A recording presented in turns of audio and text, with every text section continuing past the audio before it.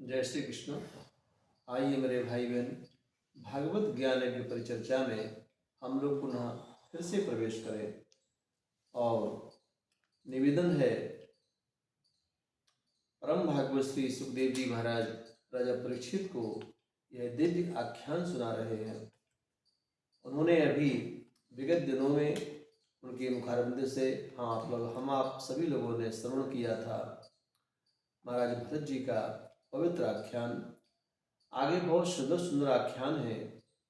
भरत जी के आख्यान को भी आप लोगों ने बड़ी सरलता से और बड़ी सुगमता से सुनने का प्रयास किया। यद्यपि ये आख्यान बहुत बृहद है, बहुत व्यापक है, लेकिन फिर भी मैंने समास के रूप में आपके सामने निवेदन किया था। और राजा सुखदेव जी महाराज राजा परीक्षित सुखदेव जी से कहते हैं, हे मुनिवर, आपने बहुत सुंदर सुंदर आख्यान सुनाए हैं। परमात्मा की कथा से परमात्मा से जो संबंध रखने वाली जो दिव्य दिव्य परिचर्चाएं कथाएं हैं वो हमको आप सुनाने की कृपा करें। जम्बूद्वीप के खंड सुमेरु की स्थिति और परिमाण। सुखदेव जी कहते हैं, हे राजन, आप ध्यान से सुनो, मैं आपको आगे और भी सुंदर कथाएं सुनाता हूँ। गंगा का अवतरण इलावत खंड में शिव द्वारा भगवान संकर्षण का स्तवन, गंगा जी का किस प्रकार से प्रादुर्भाव इस धराधाम पर हुआ, ये विष्णु पगा है। ये विष्णु पगा माँ गंगा इतनी पवित्र है, इतनी महान है कि इनकी जितने भी परिचर्चा की जाए बहुत कम है मेरे भाई, शब्द कम पड़ जाएंगे। गंगा गंगा है। कहते हैं विष्णु पगा के संदर्भ में आपको मैं छोटा सा उपाख्यान बताता हूँ। जिस समय राजा बलि ने तीन पैर से राजा बलि ने जो भगवान से उनको वचन दिया था, और वचन के रूप में भगवान वामन ने जब तीन पग पृथ्वी को मापा, तो उनका जब पैर भगवान ब्रह्मा जी के सत्यलोक में पहुंचा, तो भगवान के चरणों को ब्रह्मा जी ने पहचान लिया था। और उसी समय भगवान का उनने पाद प्रक्षालन, अपने कमंडल से जल निकाला और उनका पाद प्रक्षालन किया। और पाद प्रक्षालन करके वो जल जो है भगवान के चरणों का उनने अपने कमंडल में ही रख लिया। कालांतर में जब भागीरथ जी के द्वारा गंगा जी का आगमन हुआ, उद्भव हुआ, प्राकट्य हुआ, गंगा जी पृथ्वी पर पधारी, तो ही ब्रह्मा जी के लोक से ब्रह्मा के कमंडल से ही वो जलधारा निकलती है। इसलिए इनका एक नाम विष्णु पगा भी है। और ये माँ गंगा बहुत पवित्र पृथ्वी पर पधारी और उन्होंने जन जन के कल्याण के लिए, मैं समझता हूँ कि राजा सगर के 88,000 पुत्रों की मुक्ति के लिए तो उनका आगमन हुआ ही था, लेकिन हम आप जैसे जीव जंतुओं का भी उन्होंने कल्याण किया। और संसार में सर्वत्र माँ गंगा का महान वैभव प्रख्यात हुआ। गंगा जी के संदर्भ में कहा जाता है, यदा मनुष्या गच्छन्ति गंगा रुदन्ति पापानि वदन्ति कश्चिदा अहो कृतघ्ना मनुष्यस्य लोके स्वयं कृतं कर्म विनश्यन्ति।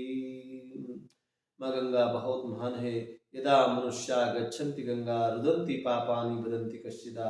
कहते हैं यदि मनुष्य जब गंगा जी का दर्शन करने का या स्नान करने का, तर्पण करने का विचार करता है, यदा मनुष्या गच्छन्ति गंगा, खाली जाने का गच्छन सत्य प्रत्यय हुआ है। यहाँ पर व्याकरण की दृष्टि से कहा जा रहा है कि जब गच्छन मन जाने का विचार करता है, सोचता है, अभी गया नहीं गंगा जी, गंगा जाने का विचार मन में आता है, उस समय उसके जो पाप हैं, जो अंदर में उसके अंदर जो कालिमा है, जो अंधेरापन है, जो अज्ञान है, जो अविद्या है, वो कांपने लगती है, वो थर थर कांपती है। यदि ये गंगा जाएगा तो मेरा क्या होगा, मेरा तो प्रलय ही हो जाएगा।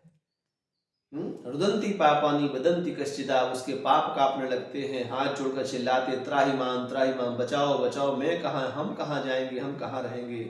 लेकिन ऐसी पवित्र माँ गंगा है, ऐसी माँ पवित्र गंगा, जिस गंगा जी के आचमन करने से, दर्शन करने से, स्मरण कर लेने मात्र से हमारे हजारों जन्मों के जो है वो पापों का शमन हो जाता है, वो समाप्त हो जाते हैं और हम पुण्य की प्राप्ति होती है।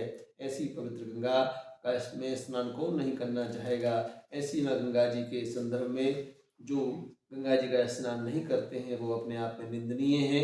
मैं समझता हूँ कि यदं हि गंगां त्वजितामिहांगं पुनर्जन्म जांगं यदि वा विचांगं करेरथांगं शयने भुजंगं ज्ञाने विहंगं चरणे भुगंगां। धन्य है गंगा जी का, गंगा जी के में यदि किसी प्रकार से मनुष्य का शरीर यदि गंगा जी में डूब जाए, गंगा माँ में यदि किसी कारणवश व्यक्ति डूब जाता है और डूब के उसकी मृत्यु भी हो जाती है यदि, तो धन्य है वो जीव। मैं समझता हूँ कि वो सीधे वैकुंठ चले जाते हैं और उनका पुनरपि जन्म पुण्यपि मन्नम पुण्यपि जननी जठरे शयनम, इस आवागमन से मुक्त हो जाते हैं। तो निवेदन ये है मेरे भाई बहन कि धन्य है माँ गंगा, जीते जीते इंसान को तारती है, मरने के बाद भी तार देती है। यदि कोई दुर्भाग्य से या संजोग से किसी प्रकार गंगा जी में डूब के प्राणों का उपसंहार कर देता है तो भगवान के दिव्य लोक में चला जाता है। यदा कदा कभी उसका मनुष्य रूप में पुनः जन्म भी यदि होता है, वैसे होता तो नहीं है, यदि मान ली जन्म होता भी है तो भगवान का पार्षद बन जाता है। उसके शरीर में, उसके अंगों में शंख चक्र गदा पद्म के दिव्य अंकुश के चिन्ह प्रतीक उभर आते हैं और वह जीव अपने आप में दैदीप्यमान भगवान का दिव्य पार्षद होता है और वह कभी नरकगामी नहीं होता। मेरे भाई बहन, ऐसी माँ गंगा की महिमा, इस महिमा को हम कहाँ तक कहें, कितना कहें। धन्य है माँ गंगा की महिमा। और आगे भद्राश आदि 6 खंडों के उपास और उपासकों का वर्णन आएगा। उसके संदर्भ में भी और किम पुरुष और भारतवर्ष में उपास्य और उपासक भाव तथा भारत की श्रेष्ठता का वर्णन भी आगे आएगा। ये हमारा भारत बहुत ही श्रेष्ठ है, धन्य है भारत की भूमि। भारत की भूमि इतनी धन्य है कि इस भूमि में जन्म पाने के लिए हमारे, मैं समझता हूँ कि देवता भी तरसते हैं, देवता भी उत्सुक रहते हैं। आइए ये प्रसंग आपको कल सुनाएंगे। आज की कथा ही विराम ले रही है, तब तक के लिए जय श्री कृष्ण।